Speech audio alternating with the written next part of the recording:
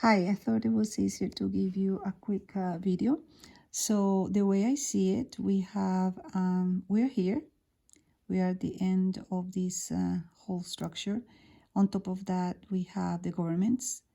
On top, we have people that we see as influential, like all these people. Then on top of that, we have the top 13 families that control the wealth of this planet. And then on top of this, we have reptilians and bad extraterrestrials.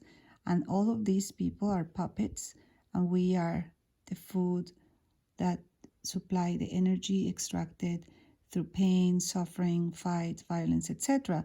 But the real people in charge are these legions. These are the these are the really powerful ones. And currently they cannot come to Earth because the planet is on quarantine right now. Not the C-19 quarantine, it's a different quarantine.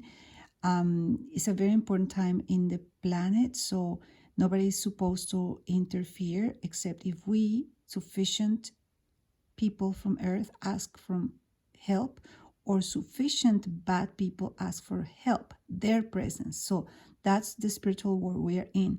Whomever wins in terms of creating critical mass, requesting help from these people or from the good people, then that's the war.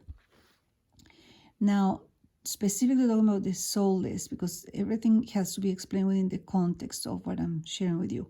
These people, the governments, have access to the astral. The astral is where you go when you sleep, but you go without intention. You can actually go if you understand how this works. You can go voluntarily. So when you meditate, there are ways of getting into the astral voluntarily. Some psychic people actually go automatically without any control.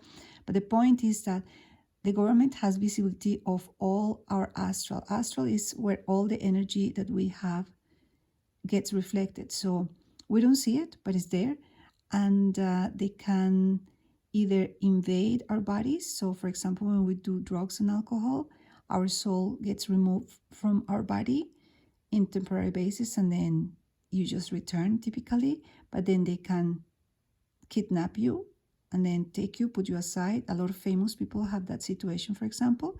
And then you have soulless shells because the bodies now are invaded by bad entities without soul. And alternatively, or option is to you have creation of bodies by the bad ETs, the grays. Actually, I mean, it's such a long story.